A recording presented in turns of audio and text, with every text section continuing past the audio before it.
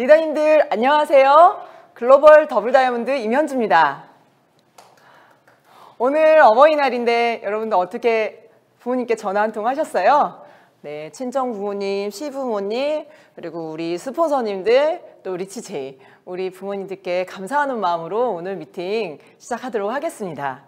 네, 저는 아메이 사업을 15년째 하고 있어요. 사실은 이렇게 집에서 살림하던 그냥 제 분홍색 추리닝 입고 저렇게 있는 저를 보고 이렇게 아메이 리더가 될 거라고 아무도 생각 안 했을 것 같아요. 예, 그런데 제가 아메이를 통해서 7년 만에 파운더스 다이아몬드가 된 사진이에요. 놀랍죠? 저 사이에 뭔가 있는데요. 사실 저는 남편 혼자 보니까 이렇게 가게 꼼꼼히 적고 부동산 공부도 책으로 하고 있고 주식도 책 보고 있고 또 뭐 자격증 어떻게 하나 뭐 이렇게 하고 있을 때 사실은 가계부 돈 좀 아끼려고 아메이 퀸 프라이팬 한 개 구매를 했어요. 아이들 간식 집에서 다 해주면 돈 좀 아낄 것 같더라고요. 안 그러세요?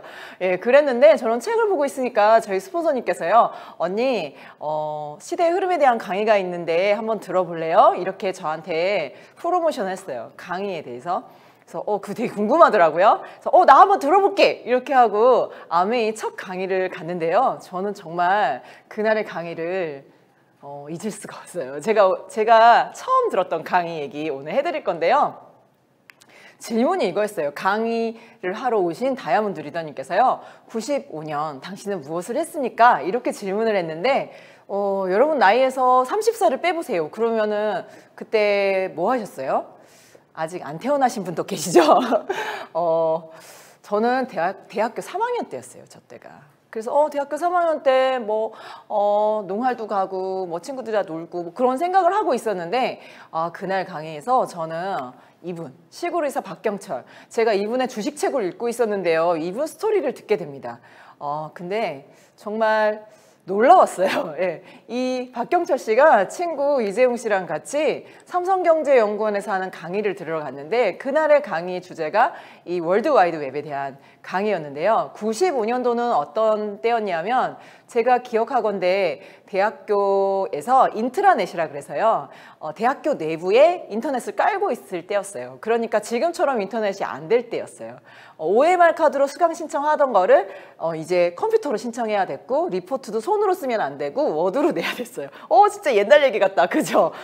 그런데 그때 이 월드와이드 웹의 시대에 대한 강의를 박경철 씨는 들었는데요. 사실 무슨 말인지 이해를 못했대요. 무슨 말이지? 이렇게 했는데 이재용 씨는 우와 멋있다 이렇게 이해를 한 거죠. 그래서요 이재용 씨는 그날 강의를 한 강사 선생님하고 만나서 저는 W를 믿습니다 이렇게 말하면서 W 세상에 대해서 강의를 더 많이 듣고요. 며칠 지나서 이 의사 선생님인 친구한테 전화를 해요. 그래서 돈 좀 빌려달라고 한 거예요. 무슨 돈을 왜 그래? 이랬더니요. 이제 사업할 거라고. 그래서 무슨 사업을 하는데? 했더니 이 W 시대에 무료 이메일 사업을 하겠다고 한 거예요. 그래서 박경철 씨는 물음표잖아요. 그러니까 이재용 씨한테 아니 이메일? 너 편지 1년에 몇 번 써? 그리고 그 편지는 전자편지로는 안 돼. 손으로 써야지 정성이지. 이렇게 말하니까 재용 씨가 생각해보니까 자기는 편지도 안 쓰고 그러긴 하는데 W가 된다고 했다는 생각이 딱 아니야 W가 된다 그랬어? 이러면서 막 우겨가지고 돈을 500만 원을 빌렸대요. 그러고 만든 회사가 여러분이 너무 잘 알고 있는 이 다음 커뮤니케이션이에요. 그래서 이재용 씨는요 500만 원 들여서 만든 저 회사를요 3년 후에 골드만삭스에서 800억을 투자받습니다. 그때 정말 박경철 씨는요 정말 놀랬대요. 왜 같은 자리에 앉아서 들었는데 친구는 이해하는데 나는 이해를 못했을까? 이런 걸 해야 되는데 이러면서 가슴속에 항상 W를 딱 품고 이러고 있었는데 저 95년도 지나서요 여러분 이런 핸드폰이 나왔어요. 이거 본 적 있으세요? 벽돌폰이라고? 이 부의 상징인데 저게요 핸드폰 가격이 250만 원이고 개통비가 250만 원 500만 원짜리 핸드폰인데 병원에서 이 박경철 씨한테 선물로 줬대요. 그래서 너무 신기하죠? 줄이 없는데 전선이 없는데 통화가 되니까 그래서 이걸 들고 친구들한테 보여줬대요. 대구에 사는 친구들한테 이거 너무 신기하지 이 전화기. 그랬더니 친구 의사 선생님들이 전부 다 공중전화가 이렇게 많고 집마다 이렇게 전화기가 많기 때문에 아무도 이걸 500만 원 들여서 들고 다니면서 전화할 사람이 없다는 거예요. 그리고 다 같이 일제히 삐삐가 7,000원이면 무제한이다 이렇게 말한 거예요. 근데 그때 갑자기 박경철 씨는요, 자기가 이재용 씨한테 너 1년에 편지 몇 번 써? 그리고 손으로 써야 정성이지. 이렇게 말했던 그 W가 딱 겹치는데 너무 놀랬대요. 나는 보이는데 얘네들은 뭐 이해 안 되는 그 W? 혹시? 그래서 정말 이거 어디서 개통한 거야? 이 회사 주식은 뭐야? 이렇게 하면서 막 알아봤더니요. 한국이동통신. 그러니까 무선통신 사업이 아직 우리나라에서 민영화되기 전에 세금으로 국가에서 공기업으로 운영하던 때였는데요. 좀 있으면 SK텔레콤이 된다. 그래서 우리 사주가 이렇게 시중에 이렇게 팔리고 있었고요. 그때 한 주에 2만 원도 안 하게 주식을 계속 사서 모았대요. 그렇게 해서 정말로 이 한국이동통신이 SK텔레콤이 되는 순간 그 2만 원도 안 했던 SK 주식이 6만 원이 된 거예요. 그래서 3배가 오른 거죠. 그래서 우와 해야 되는데 500만 원 투자하고 800억 되는 걸 봤잖아요. 그래가지고 에이 그 W 치고는 별로네 이제 이렇게 생각을 했대요. 그렇지만 너무 좋아서 계속 사 모으고 있었는데요. 정말 그 SK 주식이 한 주에 2만 원도 안 하게 샀는데 한 주에 500만 원 할 때 팔았답니다. 와 대박이죠. 제가 그 얘기를 15년 전에 들은 거예요. 저 너무 놀랐어요. 와 그 다음에 어떻게 됐어요. 네. 정말 그래서 박경철 씨는 주식의 신이 됐고 나는 그 사람의 책을 사서 읽고 앉아 있었던 거예요. 제가 그 얘기를 들으면서요. 와 저런 게 W구나. 그래서 그날 1시간 동안 시대의 흐름은 W 시대에 대한 강의였고요. 저 네이버 다음 막 이런 게 시작되던 시대와 제가 15년 전으로 돌아가면 스마트폰이 아니라 저렇게 폴더폰이 있었거든요. 저 핸드폰 얘기들을 막 들으면서요. 그때 정말 잊을 수 없는 워딩이 뭐였냐면 누군가는 그물망을 막 치고요. 거기서 돈을 저렇게 많이 벌 동안 누군가는 그 그물망에 걸려서 돈만 쓰고 있다는 거예요. 그래서 저를 딱 보니까 쌍둥이 엄마들 카페에 가입해가지고 젖병 공구 저도 사주세요. 뭐 기저귀 공구 저도 사주세요. 진짜 계속 돈만 쓰고 있는 거예요. 그래서 이야 진짜네 저런 게 부였구나. 나도 97년도에 저런 폰 봤는데 저런 한 매일 공짜로 나눠주는 거 나도 썼는데 정말 되게 아쉬웠어요. 그래서 저런 게 시대의 부였구나. 누군가가 이야기해줬으면 나도 알아들었을 텐데 상당히 아쉬워하면서 그날의 1시간의 강의를 들었어요. 아메 얘기는 안 나오는데요. 마지막에 그 리더님께서 AMWAY 아메이라는 글자를 화이트보드에 크게 딱 쓰시거든요. 여러분 아메이에 W가 있어요. 꼭 알아보세요. 이렇게 하고 강의가 끝났어요. 제가요. 뭐라고? 이렇게 된 거예요. 왜냐하면 아메이 퀸 후라이팬 하나 사가지고요. 6개월 동안 요리 배우고 그냥 무료로 배우니까 고맙잖아요. 그래서 뭐 제품도 좀 사고 그렇게 했지만 그 안에 어떤 기회가 있을 거란 생각은 전혀 하지 못했는데요. 전날에 강의를 딱 듣고요. 혹시 나 뭐 모르나? 정말 그런 생각이 들었어요. 우리 스폰서님은 아는데 나는 모르나? 박경철 씨가 친구 재용이가 이해한 걸 이해 못한 것처럼 나도 혹시 뭐 모르는 거 아니야? 이런 생각이 딱 드는 거예요. 그래서 그날 정말 그 뒤에 뭐 이렇게 책이랑 테이프랑 이렇게 자료를 팔았는데요. 싹 사오고요. 그 뒤에 하는 강의까지 들었어요. 원래 들을 생각이 없었는데 그 뒤에 무슨 강의를 할지 너무 궁금한 거예요. 네, 그 강의 끝나고 탱크화 강의를 했는데 그게 더 궁금했어요. 뭐 10가지를 하면 성공한대요. 그래서 아니 성공이 그렇게 쉬워? 이렇게 중얼중얼 하면서요. 이거 나 근데 뭔지 모르지만 한번 알아보고 싶다 이런 생각이 정말 들었고요. 그때 제가 알아보면서 발견한 게 있어요. 그래서 오늘 그 얘기를 해드릴 건데요. 어떠세요? 저는 집으로 가서요. 그날 그 사가지고 온 자료를 다 읽고 듣고요. 그리고 인터넷 서점으로 가서 책을 엄청나게 샀어요. 네트워크 마케팅? 예, 그렇게 돼 있는 책들을 왕창 사고요. 그 카더라 통신이 많은 무슨 뭐 안티 사이트 이런 데는 안 갔어요. 왜냐하면 그거는 공적이지 않잖아요. 그냥 개인적인 의견이잖아요. 그래서 책을 사서 읽으면서요. 뭔가 내가 모르는 게 있다면 알아내고 싶었어요. 그래서 저희 스폰서님께 자료 없어요? 이렇게 물으니까요. 아, 뭐 자료 있다면서요? 정말 라면 박스 한 상자로 그때 당시 테이프 한 상자 갖다 줬어요. 그래서 그 테이프를 영어 테이프 듣던 실력으로 그냥 하루에 몇 개씩 들어 제끼기 시작했어요. 그래서 한 달 동안 팠습니다. 예. 파면서 알아낸 게 있어요.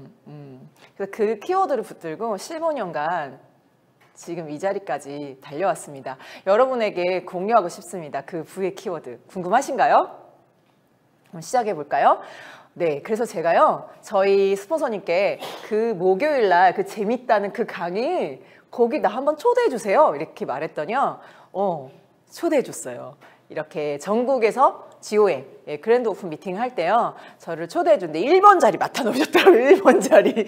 그래서요 앉아서 첫 강의를 들었는데 지금 파운더스 더블 다이아몬드 박인숙 리더님의 사업 설명이었어요. 저는 광주에 살고 있었는데 경상도 사투리를 쓰시는 예쁜 여자분이 오셔서 차분하게 선생님이셨고 자기가 아메이를 어떻게 했는지 이런 얘기를 하는데요. 정말 잘 들었습니다. 예, 제가 아메이 첫 강의였지만 그 전에 너무 많은 자료 조사를 한 상황이었기 때문에 이해할 수 있었어요. 제가 아메이 미팅장 가서 들었던 이야기 그 안에 있는 제가 발견한 W 여러분들에게 지금 한번 이야기해 드릴게요.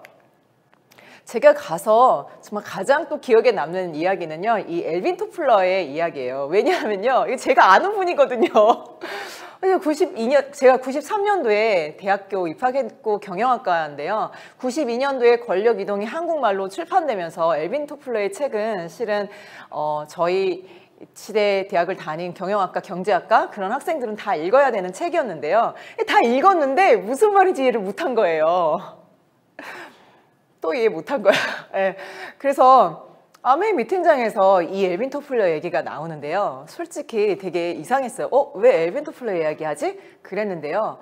여러분, 저 미래쇼크, 제3의 물결, 권력이동 저 책은요. 1953년부터 2023년을 예견한 3부작의 책인데요.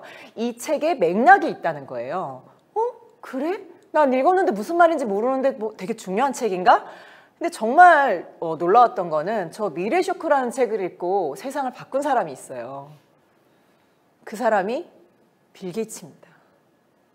빌 게이츠는 자서전에 자기가 70년대에 하버드 다닐 때 저 책이 출판이 됐는데 읽었는데 컴퓨터가 교실 크기만 할 텐데 정부나 기업, 학교, 군대 이런 데만 컴퓨터를 쓰는 줄 알았는데 개인들 집집마다 컴퓨터를 쓰게 된다는 거예요.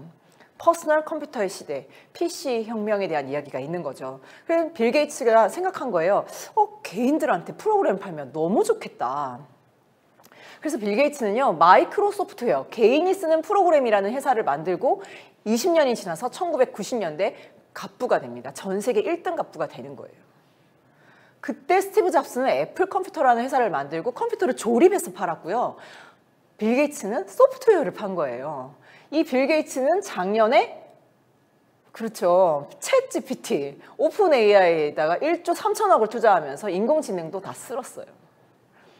와, 그런데요. 저는 2009년에 저 얘기를 들으면서요. 어땠냐면 빌 게이츠는 저 책 읽고 알아먹었는데 난 또 못 알아먹었구나. 제가 진짜 약간 박경철 씨 모드였어요.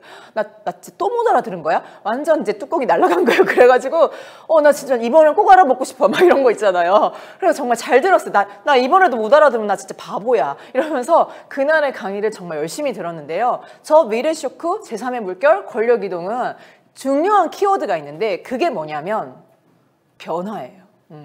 미래쇼크는 변화의 속도에 대한 이야기예요. 그래서 아무리 열심히 살아도 속도를 따라잡지 못한 사람은 가난해진다는 거예요. 불황이 온대요. 정말 놀랍죠? 전 열심히 일하면 잘 살 줄 알았어요. 근데 열심히 일해도 속도를 못 따라잡으면 가난해진다는 거죠. 그래서 변화의 속도를 따라잡아야 된다는 얘기가 저 책의 내용이라는 거죠. 오, 한마디로 그냥 이해되는 거예요. 제3의 물결은 그래서 그 변화가 빠른 속도로 어떤 방향성이 있다는 얘기고요. 그래서 권력인 돈이 이동한다. 오, 그냥 역시 아메이 강해요. 진짜 그냥 핵심 정리 딱 해주는 거죠. 오, 그런 말이었어? 그럼 변화가 어디로 가는데? 2006년에 쓴 엘빈 토플의 부의 미래의 서문에 보면 시대의 부가 이렇게 이동했다는 거예요. 즉 돈이 이동하고 있는데 이동하는 그 방향 앞에 가 있어야 부의 방향이 맞다는 거죠. 지금 시대도 농경 있고 공업 제조업하는 회사들 있고 그다음에 저희 남편처럼 학위를 가지고 대학교에서 가르칠 수도 있고 이제 유튜버들이나 인스타 스타들이 있고 이제 이 뒤에 의미와 가치 시대는 이제 이거는 이제 인공지능 시대 여기까지는 얘기를 엘빈 토플러가 못하고 돌아가셨어요. 그런데 이렇게 쭉 이어지는데 엘빈 토플러가 뭐라 그랬냐면 이 앞에 있는 시대는 돈이 있어야 땅 사서 농사 지을 수 있고 돈이 있어야 공장을 지을 수가 있고 돈이 있어야 의대 약대 공부도 시킬 수 있는데 앞으로 오는 시대는 돈이 없는 개인들에게 엄청난 기회가 있다는 거예요. 그래서 금세기 최고의 기회가 열렸다라고 책에 써져 있는데 실은 많은 개인들이 이걸 이해를 못한다는 거죠. 저도 이 얘기를 듣는데요. 여러분 솔직히 이해되세요? 뭐 하려면 돈 있어야 되는 거 아니에요? 그리고 뭐 자격증도 있어야 되고 스펙도 있어야 되는 거 아니에요? 근데 그런 게 없는 사람들에게 엄청난 기회가 오는 시대가 열린다는 거 아니에요? 그래서 정말 알똥말똥한 얘기였지만요. 솔직히 저 엘빈 토플러라는 이름의 무게감이 너무 컸어요. 빌 게이츠도 그의 책을 읽고 전 세계 1등 갑부가 되고 있는데 나 이번에도 못 알아들으면 안 되는데 이런 생각이 정말로 들었고요. 그래서 저희 남편은 박사학위 가지고 대학교 교수잖아요. 그러면 제가 우리 남편하고 똑같이 대학원 등록해서 학위 따고 아니면 자격증 같은 거 따가지고 일을 한다면 몇 년까지 저희 가족이 버틸 수 있을까요? 그렇죠. 그래서 앞으로 오는 부가 뭔지 나는 좀 궁금하고 알아보고 싶다는 마음이 딱 먹었고요. 그래서 저는 사실 운전면허증밖에 없어요. 정말 그 흔한 워드 프로세서 자격증도 하나 없어요. 그래서 좀 다른 걸 알아보고 싶다. 그중에 V의 키워드인 공유, 연결, 플랫폼, 프로슈머 저런 단어들이 엘빈 토플러 책에 나오는 이야기거든요. 그래서 저 단어들을 상당히 궁금하게 바라보기 시작했고요. 제가 본 가장 중요한 키워드는 이 프로슈머라는 글자예요. 이건 제3의 물결, 80년대에 쓴 엘빈 토플러의 책에 처음 등장하는 그런 단어인데요. 실은 프로듀서, 생산자와 컨슈머라고 하는 소비자를 합성한 말이에요. 이게 엘빈 토플러가 만들어낸 말입니다. 그러니까 원래 생산과 소비는 이렇게 나눠져 있었던 거예요. 그런데 이게 이상하게 짬뽕이 되는 사람이 나타난다는 거예요. 그게 엘빈 토플러가 발견해낸 거고 저런 단어를 만든 거예요. 너무 빨리 세상이 변했기 때문에 사실 저 같은 사람들은 저 단어를 배우지 못했고 책으로 읽어도 무슨 소리인지 몰랐죠. 그런데 엘빈 토플러는 책에 이 사람들이 보이지 않는 부의 50%를 차지한다. 그리고 지금 저 단어는 초등학교 4학년 교과서에 나올 정도로 유명한 단어지만 아마 저와 비슷한 세대들은 아무도 못 들어본 얘기고요. 사실 저게 옛날에 그 장학 퀴즈 골든벨 50번 문제 마지막 띵 울리는 그 벨 문제예요. 그러니까 저걸 알 리가 없지. 그런데 이렇게 자세하게 이 아메에 와갖고 들은 거 아니에요? 그래서 저런 단어가 있어? 저게 뭐지? 느낌이 안 오면 어떻게 돈을 벌어? 이제 그런 거고 처음에 저게 80년대 저 단어를 만들 때는 기업들이요 소비자를 일시키라는 거예요. 정부에다 대고 정부가 다 예산으로 일을 하려고 하지 말고 이 시민들을 시간을 정말 의미 있게 쓰고 싶은 시민들의 시간을 가지고 복지비를 세이브하면서 자원봉사를 시키라는 거예요. 그러면 시간의 소비가 복지비의 예산 축소로 이어진다는 거예요. 그래서 우리 시민들이 봉사를 해주잖아요. 그러면 그게 다 원래는 인건비가 나가서 일을 해야 되는 그런 일들인데 그게 시간을 의미 있게 소비하는 시민들의 시간을 가지고 복지비가 세이브가 되고 정부 재정이 세이브 된다. 막 이런 얘기가 책에 써져 있는 거예요. 나는 보람 있고 뿌듯해서 내 시간을 소비했는데 그게 정부의 예산을 절약해주는 수단이 된다? 그런 거구나. 이렇게 좀 이해를 했지만 너무 개념이 잘 이해가 안 되잖아요. 그래서 진짜 쉬운 예가 이거예요. 아마존이라는 사이트가 사실은 인류 최초의 인터넷 서점인데요. 이 인터넷 서점이 자신의 사이트를 알리기 위해서 어떻게 했냐면 책을 반값 할인하면서요. 책 읽어본 소비자들한테 소감문 좀 써주세요. 이 책 감동 소감문. 그래서 어떻게 돼요? 제가 정말 저 강아지 똥을요 누군가의 소감문을 보고 샀거든요. 너무 좋은 책이에요. 그래서 한 권 샀다가 5권 또 샀어요. 어른들한테 이렇게 나눠주려고. 그럼 토탈 제가 5권, 6권 샀거든요. 그럼 누가 돈을 벌어요?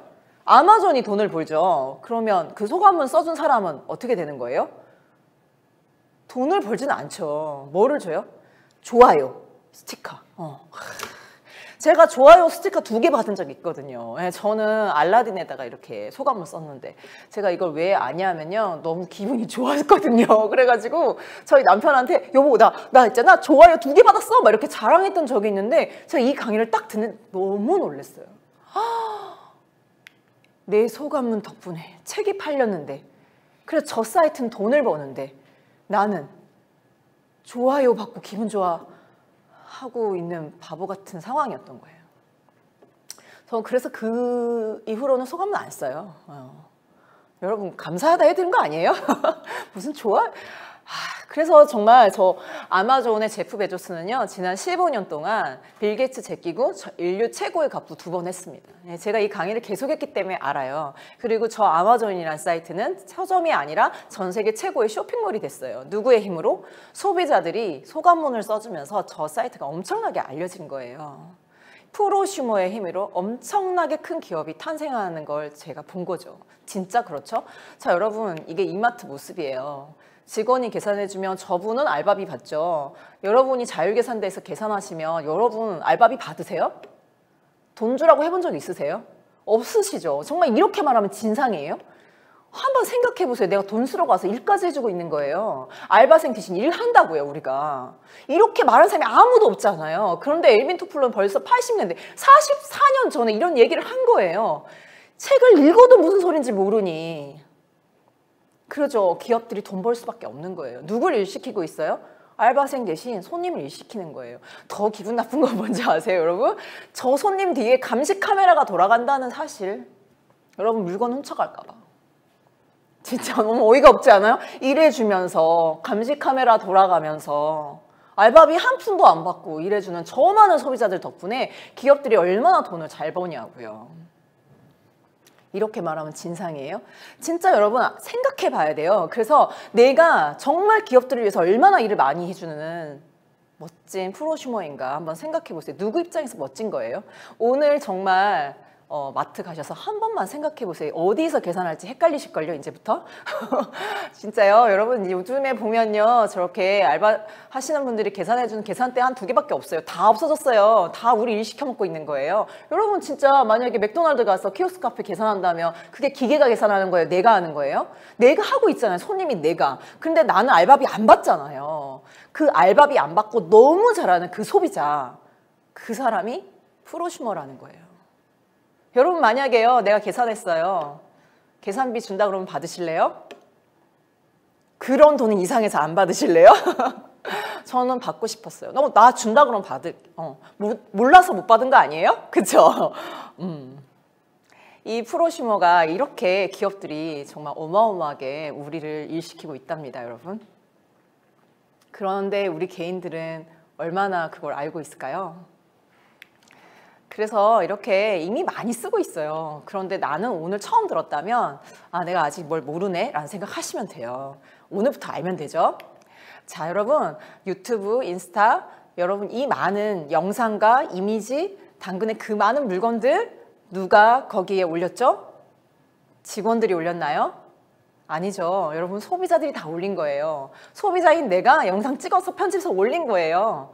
그 사람이 누구라고요? 프로슈머. 그 사람들 덕분에 저 기업들이 지난 15년 동안 다 생겨났고 인류 최고의 기업이 됐어요. 유튜브는 그 광고비의 일부를 소비자에게 공유했어요. 그래서 사람들이 열광하는 거예요. 프로슈머에게 페이한 거예요. 그런데 내가 올린 영상이요. 사실 저작권이 누구 거일까요? 여러분 이 질문이 이상하지 않아요? 내가 만들었으면 내 건데요. 사실 저기에 올리는 순간 저 플랫폼에 이용 권한만 있고요. 저작권은 저들 거예요. 여러분 동의가 되세요? 내가 장비 사고 내가 다 찍고 내가 했는데 저작권이 저들 거라는 게 동의가 되세요? 정말 희한한 세상이죠. 프로슈머가 얼마나 큰 기업들을 만드는지 여러분 보셔야 돼요. 제가 아메이를 보니까요. 저는 진짜 농사 짓는 사람이 주변에 없어요. 저 부모님들 전부 다 도시에 이렇게 사시니까요. 진짜 고춧가루 한 알까지 다 사 먹어야 돼요.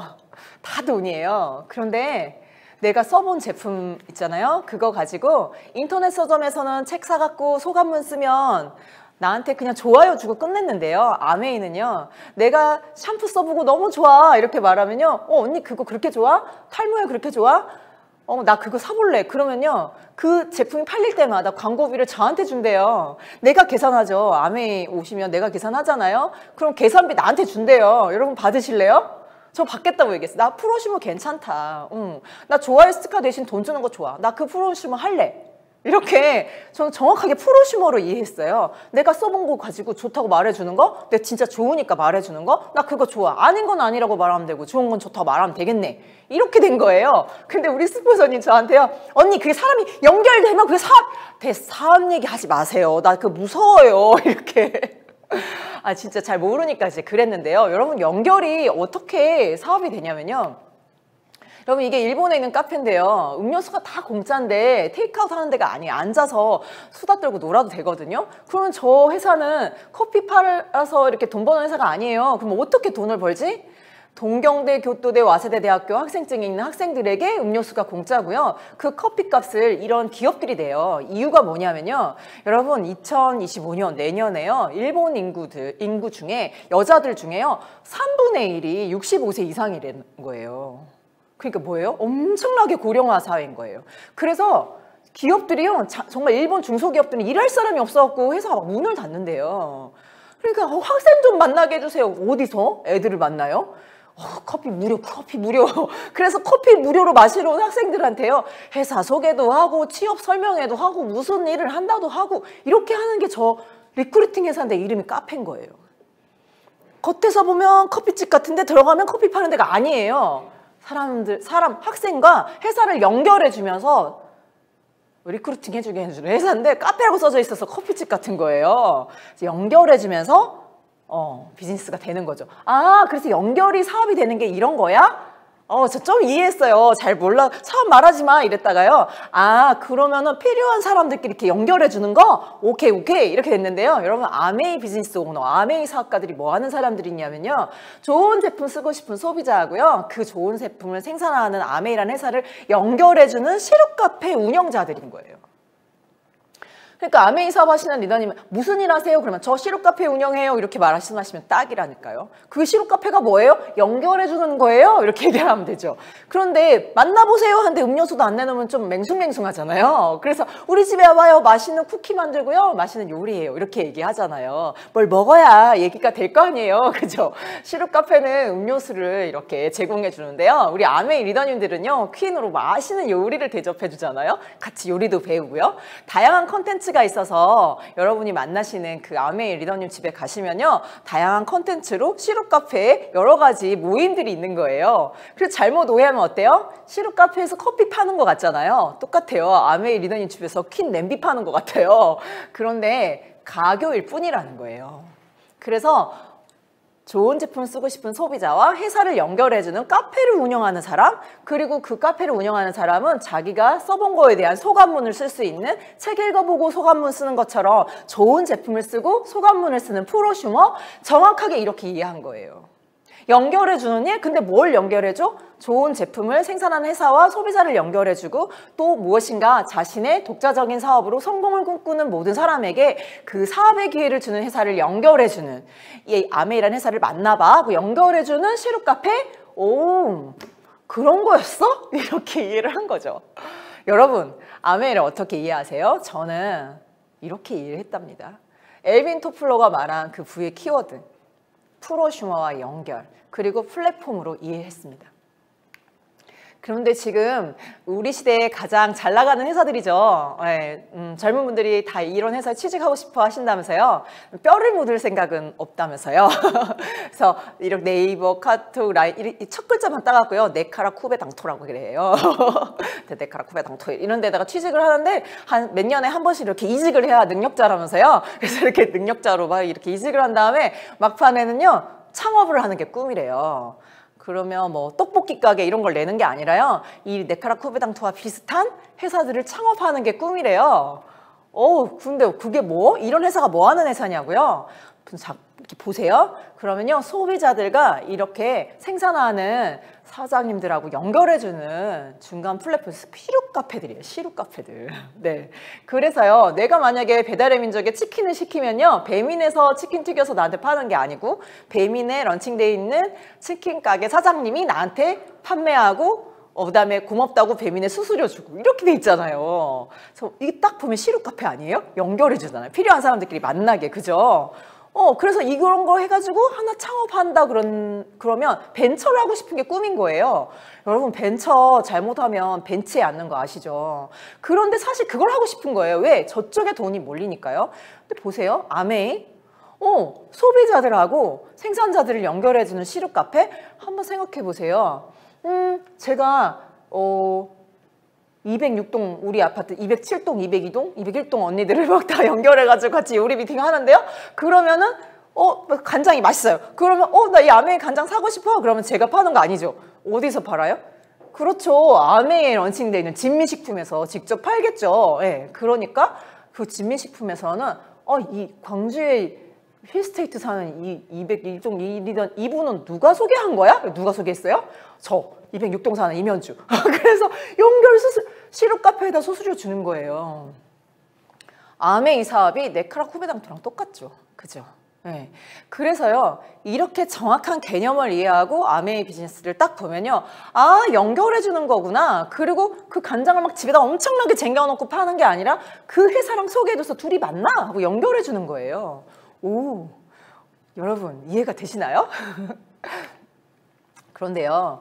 그렇게 연결해줬으면 막 처음에 연결해준 사람만 엄청 돈 많이 버는 일이면 여러분 하지 마세요. 그런 일이 아니어서 한 거예요. 그래서 정말 이 스폰서님과 나와 친구 AB가 연결됐을 때 모두 이렇게 쓴 거를 다 합산해 주잖아요. 그럼 스폰서님은 80만 점의 포인트가 생기고 나는 친구들과 모으니까 60만 점, 친구 AB는 20만 점씩 이렇게 캐시백이 생긴다고 할 때요. 제가 저희 남편한테 여보 누가 돈을 많이 벌 것 같아? 이렇게 물어보니까 우리 남편이요. S! 하고 딱 얘기해 주더라고요. 그래서 여보 나도 그런 줄 알았잖아. 그런데 전체를 모으면 80만 포인트인데 이게 6% 캐시백이니까 48,000원. 그런데 스폰서님이 48,000원이 생겼는데 나랑 친구 AB 거는 스폰서님께 아니니까 빼줘야 돼. 그래서 60만 점인 나와 친구들을 합산한 그룹을 빼주면요. 스폰서님은 48,000원에서 36,000원 빼면 12,000원이잖아요. 그리고 나는 또 36,000원 다 가지면 안 되죠. 친구들 거 빼주니까 24,000원인 거예요. 그래서 여보 이상하지? 내가 더 많잖아. 이렇게 얘기하니까 우리 남편이요. 이렇게 보더니 이상한 회사인 줄 알았는데 괜찮다 이러는 거예요. 그쵸 여러분? 왜 그래요? 원래 먼저 왜 회사도 호봉이 먼저 들어온 사람이 높고 저기 세뱃돈도 언니들이 더 많이 받잖아요. 그죠? 그런데 아메이는 이상한 거예요. 그래서 우리 스폰서님께 왜 이게 늦게 가입한 제가 돈이 많아요? 그랬더니 언니 연결이 사업이 되잖아요. 그러니까 스폰서는 나한테 한 번 연결했고 언니는 친구 2명한테 연결했고 연결이 더 많잖아요. 연결을 많이 할수록 소득이 많은 거예요. 이렇게 말해주더라고요. 그래서 연결 많이 해서 그러면 친구 B가 연결을 더 많이 하면 친구 B가 돈을 더 벌어요? 그랬더니 맞대요. 친구 B가 10명한테 막 연결하잖아요. 그럼 포인트는 스폰서님이 제일 많은데 실질적인 현금은 B가 더 많이 가져간대요. 그래서 그래서 생각해봤죠. 그냥 줄 잘 서서 가만히 앉아서 돈 버는 일이 아니라 제가 열심히 연결해서 돈을 버는 일이다. 괜찮지 않아요? 그리고 우리 스폰서님이 돈을 벌고 싶으면 어떻게 해야 돼요? 그렇죠. 열심히 연결을 많이 하시겠죠. 그래서 그때요 깨달았어요. 열심히 일한 사람이 돈을 더 많이 벌어가는 그런 구조구나. 너무 괜찮다 이렇게 생각했어요. 그래서요, 나 이거 한번 해봐야겠어. 이렇게 생각을 하고요. 저희 남편 열심히 해봐 이러시더라고요. 그래서 같이 알았어. 이렇게 해서 15년째 열심히 하고 있어요. 자, 여러분 혼자서 쓰면 겨우 3% 받으니까 6,000원 받는데요. 제가 이 사람 저 사람에게 이렇게 공정한 마케팅 그리고 프로슈머 연결하는 곳에 돈이 있는 거 이런 걸 알려줬더니요. 다 합쳐 6명한테 알리면 이렇게 20만 점씩 다 써야 되는 거 아닌데요. 이렇게 필요한 거 있으면 모아서 이렇게 주문을 하면요. 다 모으면 140만 점, 9% 12만 6천 원이세요. 내 거 아닌 거 친구들 거 20만 점 쓴 사람 3%인데 6명이죠. 그래서 빼주면 딱 9만 원인데요. 실은 정말로 저 돈이 벌어지나 궁금했어요. 네. 제가 더블엑스 너무 좋아했는데요. 가계부를 너무 꼼꼼히 쓰니까 더블엑스 한 통 값을 가계부에서 뺄 수가 없었어요. 돈이 없었다기보다요. 1년에 한 3천만 원씩 저금했었거든요. 진짜 현금으로 저금했어요. 그런데 안 쓰면 되거든요. 근데 너무 좋은데 못 먹겠는 거죠. 그래서 저희 스폰서님께 나 진짜 돈이 없어서 더블엑스를 못 먹겠어요 했더니요. 공부하면 저 돈을 벌 수 있대요. 그래서 거짓말 같더라고요. 그래서 돈 공부해서 번다는 게 아니라 그냥 좀 궁금하니까 배우나 보자 이렇게 하면서 시작을 했는데 실제로 딱 한 8만 원 정도가 들어오니까요. 우리 남편도 먹고 우리 아이들 유산균 아메인 인테스티플로라 먹이고 싶다 그래가지고요 한 50만 원 필요하더라고요. 그럼 좀 더 공부해볼까? 그렇게 해서 이렇게 조금 더 알리기 시작했고요. 이렇게 전체를 모아서 내 거 아닌 그룹을 싹 다 빼주면 정말로 저 15% 할 때 48만 원 들어왔는데요. 저 때 정말로 딱 가계부를 그만 썼어요. 그때부터 지금까지 가계부 안 써요. 이 콩나물 대가리값까지 내가 알아가지고 내 인생 안 변한다. 그냥 돈 더 벌자. 이런 마음이었고요. 저 같이 이렇게 소비자 하는 엄마들한테요. 우리 50만 원 벌자. 이렇게 하면서 그냥 프로슈머고 연결해주면 돈이 벌어지는데 내가 가르쳐줄게. 같이 배워보자. 이렇게 하면서 사업이 시작됐고요. 맛있는 거 만들어 먹었죠. 시럽 카페에서 음료수 대접해주는 것처럼 우리 집에 오면 쿠키도 만들고 이랬는데 꼭 냄비 사야 돼 이렇게 말 안 했고요. 집에 있는 저기 오븐 있지? 거기다 해! 이렇게 하는데 나는 내 아메의 퀸이 좋으니까 여기다 구울 거야. 뭐 이렇게 해서 다 자기 집에 가서 오븐으로 굽다가 안 되니까 다 퀸 사더라고요. 예. 저한테 말도 안 하고 세트도 사시고 막 하시더라고요. 제가 파는 거 아니죠. 제가 잘 쓰고 있는 프로슈밍을 했을 뿐이라고요. 그렇게 해서 캐시백이 많이 모였고요. 실제로는 현금 이 물가 상승률 지금 1.78 이런 식으로 이걸 곱해주면 더 많은 현금이 들어오는데요. 저는 48만 원 받았어요. 그리고 정말 1년 3개월 아메를 해봐야지 이렇게 결심하고 1년 3개월 됐을 때 제가 SP가 됐는데요. 이렇게 전체 모아서 내 거 아닌 거 싹 다 빼주면요. 실제로 지금은 뭐 브론즈 빌더 가중치도 있고 하지만요. 저는 130만 원 받았는데요. 너무 고소했어요. 그래서 야 이거 진짜 되네 이렇게 하면서 프로슈머는 정말 되는 거야. 그리고 제가 목포에 살았기 때문에 매장이 없잖아요. 그래서 정말 다 그냥 택배 시켜 이런 거 있잖아요.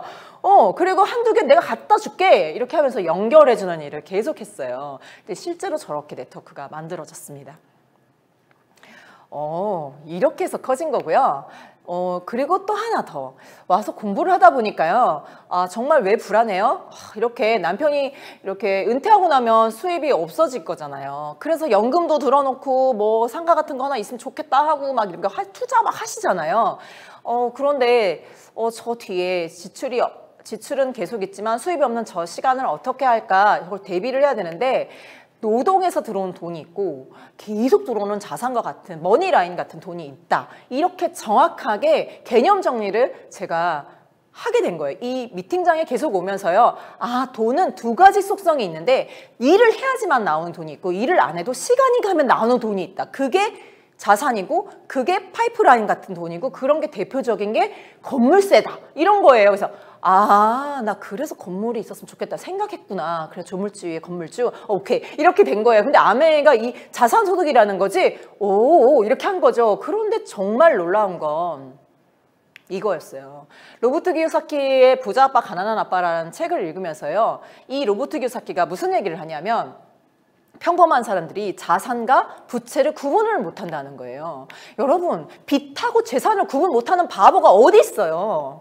근데 구분을 못한대요. 그래서 내가 무슨 말이야. 나 이 정도는 다 알아. 우리 그 정도는 다 알지 않아요? 그런데 이분이 뭐라 그러냐. 정의가 뭐야 이거죠. 너 자산하고 부채 정의해봐. 근데 잘 모르겠더라고요. 그래서 로버트 교섭기가 뭐라고 해놨냐면요. 현금 흐름이 지속적으로 나에게라는 글자가 똑같은데 계속 네 주머니에 돈을 넣어주면 자산이고 여기서 계속 빼가면 부채라는 거예요. 그래서 그런 개념이야? 그런데 그러면 송아지를 1억에 사가지고 어미소가 돼서 3억이 돼서 딱 팔면 2억이 남잖아요. 그럼 이게 자산이냐? 이렇게 질문이 돼 있어요. 그럼 여러분 아파트 1억 해갖고 1억짜리 사가지고 3억이 돼서 내가 팔아서 2억 남으면 그게 자산 아니에요? 자산이지? 그런데 로버트 교사기가 그게 이번 달에 들어오고 다음 달에도 들어오니? 이렇게 질문하는데 안 들어오잖아요. 한 번 딱 들어오면 그 다음 안 들어오잖아요. 그래서 안 들어오는데 그냥 자산이 아니래요. 그래서 계속 들어와야 자산이래요. 그래서 계속 들어오진 않네. 그럼 어떻게 해야 돼? 저 소를 팔면 안 된대요. 그러니까 1억이 3억이 됐으면 2억이 뛴 거잖아요. 그러면 그 2억은 자본 차익이, 그 자본 차익이 뛴 거를 보유하면서 우유를 짜야 된대요. 그래서 우유를 계속 짜서 요구르트 만들고 버터 만들고 치즈 만들고 그렇게 해서 팔을 해요. 그러면 저걸 보유하면 2억을 계속 보유하면서 손이 계속 들어오게 해야 저 소가 자산이 된다는 거예요. 부자들은 자산을 저렇게 정의하는 거예요. 그래서 understand. 알겠어. 그러면서 책에 어떤 얘기가 있냐면 연금보험이 자산이냐? 이렇게 질문이 돼 있어요. 연금? 삼성생명에서 보장자산이라고 했는데 그래서 제가 사실은 그 15년 전으로 가면요. 뭐 연금을 들어야 되나 막 이러면서 알아봤는데 우체국 연금이요. 30년 동안 97만 원씩 우체국 연금을 들면 65세에 100만 원씩 죽을 때까지 준대요. 그래서 97만 원을 들 돈도 없지만 또 제가 보험회사가 당신에게 알려주지 않는 진실 뭐 이런 책을 읽고 있었거든요. 그래서 솔직히 현재 가치로 100만 원 되는 돈을 넣었는데 30년 후에 100만 원은 30만 원 가치밖에 안 될 돈을 내가 받는 거예요. 죽을 때까지. 그게 보험이다. 이렇게 써져 있는 거예요. 그래서 understand. 그런데 이 로버트 교사께는 뭐라고 얘기하냐면요. 당신이 보험에 가입하면 돈이 들어와요, 나가요? 이건 거예요. 그러면 30년 동안 내 주머니에서 보험금이 보험회사로 계속 나가죠. 계속 나가면 뭐라고요? 부채라고요. 그래서 30년 동안 부채였다가 연금 개시되는 65세 때 자산으로 전환되는 게 그게 연금이라는 거예요. 그래서 딱 30년 부채? 그리고 현재 가치 100만 원이 나중에 30만 원 가치? 연금 들 게 아니 이렇게 딱 된 거예요. 그래서요. 개념 정의가 정확하게 되니까 계속 나가? 계속 들어와? 이렇게 생각한 거예요. 그러면 당신이 가진 자산이 집이 전부면 당신은 위험하다. 이렇게 돼 있는데 한국 사람들 이런 거 있잖아요. 부동산 불패. 부동산 가치가 올라가면 돈 버는 거 아니야? 자, 여러분 생각해 보세요. 내가 집을 깔고 앉아서 살고 있는데 그럼 돈이 들어와요? 나가요? 매달 관리비 매달 나가고 1년에 2번 재산세 계속 나가고 현금의 흐름이 이 집을 소유함으로써 들어와요? 나가요? 지속적으로 나가죠. 그럼 그게 자산이라는 거예요. 부채라는 거예요. 로버트 기요사키 입장에서 그게 부채라는 거예요. 진짜 되게 얄미운데 그렇다는 거죠. 그래서 그럼 어떻게 해야 돼? 이 집을 소유함으로써 들어오는 흐름이 있어야 된다는 거예요. 어떻게 흐름을 만들어? 에어비앤비라도 해야 된다는 거죠. 그래서 여러분 진짜 있잖아요. 지금 잘 나가는 회사들이 뭐 하고 있나 보세요. 여러분 이 회사들이요 전부 다 머니라인을 깔고 있는 거예요. 아이폰에 있는 내 사진을 보려면 아이클라우드에 올리세요. 자, 올리는 순간 어떻게 되죠? 그 사진을 보고 싶으면요 한 달에 1달러씩 계속 돈을 아이폰에 내야 돼요. 그러면 나는 1달러가 계속 나가는 흐름이죠. 지속 지출, 지속 부채인데요. 저 회사 입장에서 어떻게 돼요? 계속 들어오는 자산. 머니라인이 깔리는 거예요. 전 세계 사람들한테 아이폰 쓰는 사람들한테 1달러씩 받아 가져가시는 머니라인이 깔리는 거예요. 여러분 아이폰이 핸드폰 팔아가지고 돈을 남기 뭐 그런 게 아니라요. 지속 지출 우리에게 지속 지출 지속 그들의 자산. 여러분 내 사진 보러 가는데 계속 돈 내야 돼요. 괜찮으세요? 평생? 저는 안 괜찮거든요. 그런데 시스템이 저런 식으로 깔리고 있는 거예요. 이제 핸드폰이 얇아지면서 다 클라우드 쓸 수밖에 없게 되고 그러면 거기에 사용료를 낼 수밖에 없어요. 여러분 저 챗GPT 고급 버전 나오면 여러분 다 돈 내면서 써야 되잖아요. 아직 나 무료만 써야지만 고급 버전에 있는 거 쓰고 싶어지실걸요? 그럼 어떻게 되죠? 죽을 때까지 계속 사용료를 내야 돼요. 그러면 저 회사에 여러분 계속 지속 지출, 부채가 난 내 입장에서 부채고요. 저 회사 입장에서 자산인 거예요. 저들이 원하는 게 뭐예요? 제일 잘 나가는 회사가 원하는 게 뭐예요? 계속 자신들에게 돈이 들어오는 지속 수입, 들어오는 자산. 우리 입장에서요, 계속 나가는 부채라는 거죠. 그래서 정말 키워드로 보면 부자들은 전부 다 지속적인 머니라인을 깔려고 무지하게 애쓰고 있다는 거예요. 그럼 나는요? 계속 써요? 들어오는 돈이 있어요? 그래서요, 와, 이게 키워드구나. 자산, 머니라인이구나. 여러분, 저는 한 번도요, 내가 쓰는 샴푸, 내가 쓰는 바디로션, 내가 쓰는 세제, 내가 쓰는 자외선 차단제, 이게요, 부채라고 생각해 본 적이 없어요. 생필품 아니에요? 그런데 계속 사서 써야 되죠. 내가 오늘 아침에 치 하나 짜는 순간 100원입니다. 내가 펌프를 한 펌프 해가지고 머리를 감는 순간 200원입니다. 컨디셔너를 짜는 순간 300원입니다. 이렇게 그 샴푸가 말을 한다면 알 거예요. 내가 아침마다 돈을 얼마나 써대고 있는지. 그죠? 계속 나가는 돈이잖아요. 지속 지출, 누군가에게는 지속 자산, 나는 계속 부채. 와, 그래서요, 이게 나한테 계속 들어올 수만 있다면 이건 지속적인 수익, 권리성 수입, 자산이 될 수 있구나라는 생각을 하게 된 거예요. 그래서 정말로 이렇게 생각을 한 번도 이렇게 생각 안 했는데 계속 나가는 돈이었어? 그렇구나. 계속 들어올 수 있어야 되는데 어떻게 하면 돼? 그럴 수 있는 기회가 있어? 아메이가 그 기회를 준다는 거 아니에요. 그래서요, 관심을 갖게 된 거예요. 나 자산을 만들어야겠네. 어느 날 일할 수 없는 시점이 올 건데 그때도 나는 머리를 감아야 되고 그때도 생활하는데 돈이 들어갈 건데 그 돈이 나한테 계속 들어오면 너무 좋겠다. 이렇게 얘기를 하는데요. 됐어. 나 그런 돈 필요 없어. 나 골치 아파. 막 이러잖아요. 그럼 어떻게 돼요? 내가 계속 쓰는 돈이? 그렇죠, 여러분. 대기업으로 싹 다 가겠죠. 우리 윤아 리더님 항상 얘기하시잖아요.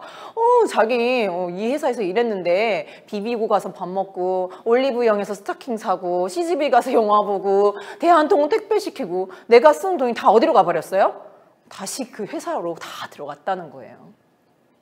여러분, 기업들은요, 우리한테 계속 주는 그 월급을요, 다시 다 자기 주머니에 넣을 수 있는 그런 사업들을 하고 있어요. 여러분, 저분이 사업하면 정말 멋있는 비즈니스고 내가 쓰는 돈을 나한테 돌리면 다단계예요?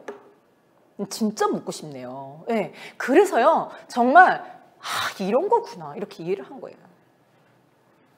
자, 여러분, 그럼 어떤 컨텐츠로 내가 이렇게 프로슈밍을 할 수 있고 이렇게 사람들이랑 함께 커뮤니티를 만들고 연결시킬 수 있을까요?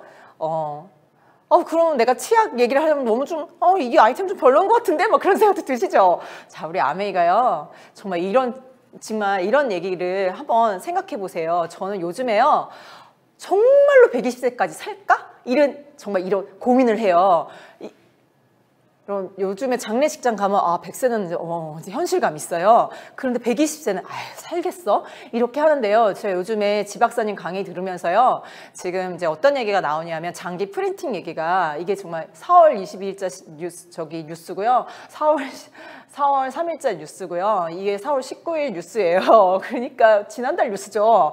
여기 보면요. 장기를 이제 찍어낼 수 있어요. 그래서 췌장을 보호하다가 안 되면요, 갈아 끼는 거예요.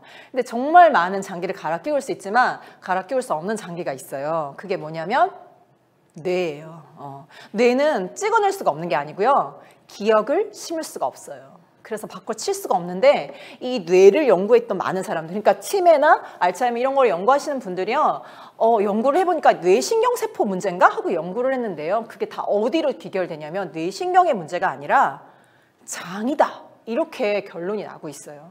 왜냐하면 뉴런 지역은, 이 뇌에서 뉴런 지역은 10%밖에 안 되고요, 넌뉴런 지역이 90%라는 거예요. 근데 그 넌뉴런 지역에 무슨 단백질로 돼 있어? 라고 연구해 보면요, 장에서 온 미생물들이 만들어낸 단백질로 이 뇌가 더 많이 만들어져 있다는 거죠. 그래서요, 뇌를 연구하던 사람들, 신경을 연구하던 사람들이 장으로 갔어요. 그래서 저 약이 뭐냐면, 바이오 위클리 저 뉴스가 뭐냐면요, 여러분, 똥을 이제 정말 코팅해가지고 캡슐에 넣어가지고요, 약이 나왔어요. 저게 C. 디피실이라고 하는 항생제 내성에 있는 그런 균이 있어요. 항생제가 오면은 모든 균이 죽어야 되는데 C. 디피실은 어떤 균이냐면요, 이렇게 cap슐을 만들어갖고 항생제 오면요 독약 청청 괜찮냐고 살다가요 항생제 다 지나가면 다시 캡슐 열고 다시 염증을 일으켜서 설사를 쫙쫙하게 하면서 사람을 죽이는 그런 균이에요. 완전 무섭죠.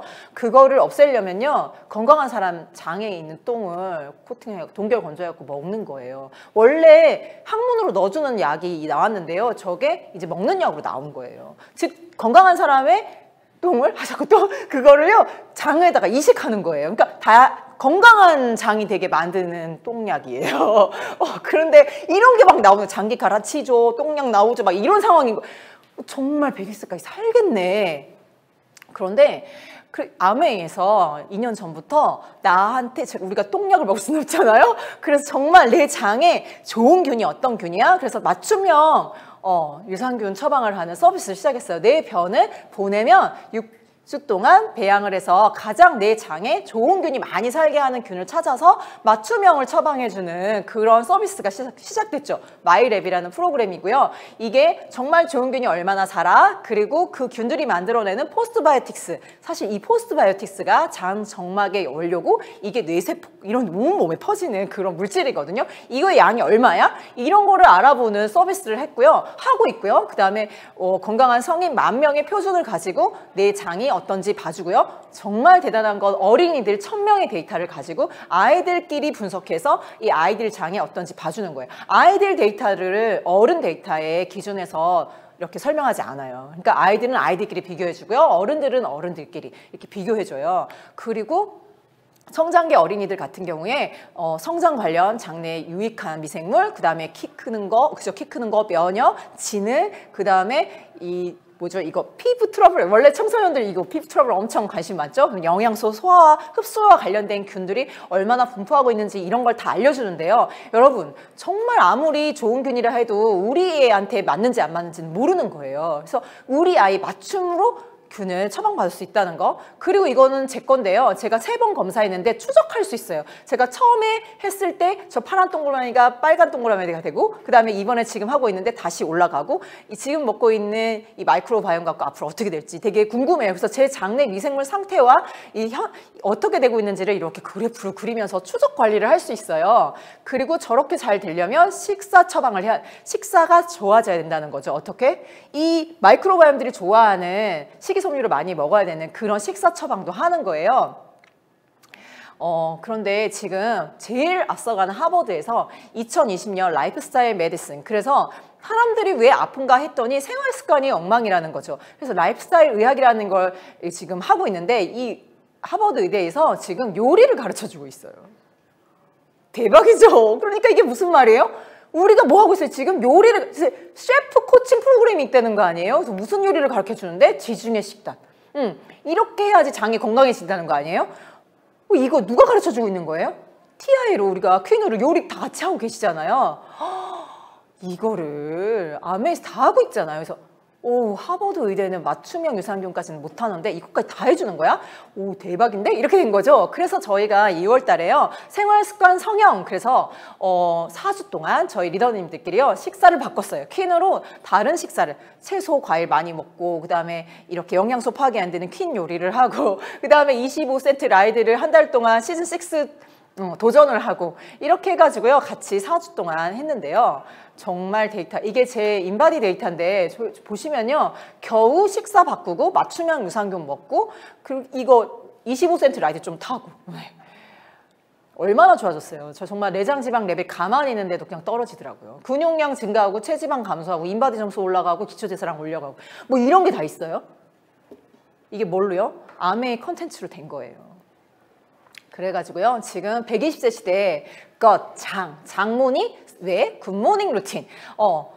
120세 시대를 맞이하기 위해서 장이 건강해야 되는데 그걸 위해서 뭐가 필요하다고요? 식이섬유, 맞춤형 유산균, 그리고 장 점막세포의 원료인 단백질, 그리고 근육 때문에 단백질도 정말 필요하죠. 그래서 아침마다 이렇게 인증하고 있는데요. 이제 이게 5월달 지금 시작했잖아요. 그러니까 이걸 다 같이 한번 해보자. 120세 시대에 요양병원에 누워서 아프게 보내지 말고 건강하고 팔팔하게 살면서 자신의 사명을 다하면서 행복하게 살아보자. 이런 프로젝트가 시작이 됐어요. 제가 지금 51살이니까요.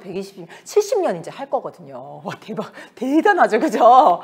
네. 그래서 여러분, 정말 여러분은 어떤 도시에서 살고 싶으세요? 공기 좋고 물도 좋고 교통도 좋고 학군도 좋고 문화시설도 많고 그죠? 그런 데서 살고 싶죠? 그런데요 우리 몸에 사는 균들도요 좋은 곳에 살고 싶대요. 그 좋은 곳이 어떤 곳이라고요? 식이섬유가 많고 단백질도 충분하고 맞춤형 유산균이 있어서 내 장에 꼭 필요한 것들을 잘 인프라를 깔아주는 그런 균이 있는 곳. 그게 바로 지금 마이랩이잖아요. 그래서 여러분 이런 콘텐츠를 가지고 사람들과 함께 건강해지고 맛있는 거 먹고 커뮤니티 만들고 어때요? 네, 그걸로요. 그걸 누가 한다고요? 회사에서 마케터들이 하는 게 아니라 그걸 정말 사용해본 프로슈머. 그리고 그 프로슈머인 내가 사람들과 회사를 연결해주고 그렇게 해서 연결해서 만들어진 돈이 자산성 권리소득이 되고 그것이 기쁨으로 연결되는 그런 비즈니스. 그게 제가 지난 15년 동안 봤던 부의 키워드 W랍니다. 여러분은 어떠세요? 여러분은 이 시대를 어떻게 읽고 계세요? 정말 장수하고 많은 비용이 들고 많은 돈이 필요한 시대에 살고 있습니다. 여러분도 엘빈 토플러가 말한 그 부의 키워드 가슴에 한번 품어보시기를 바라겠습니다. 감사합니다.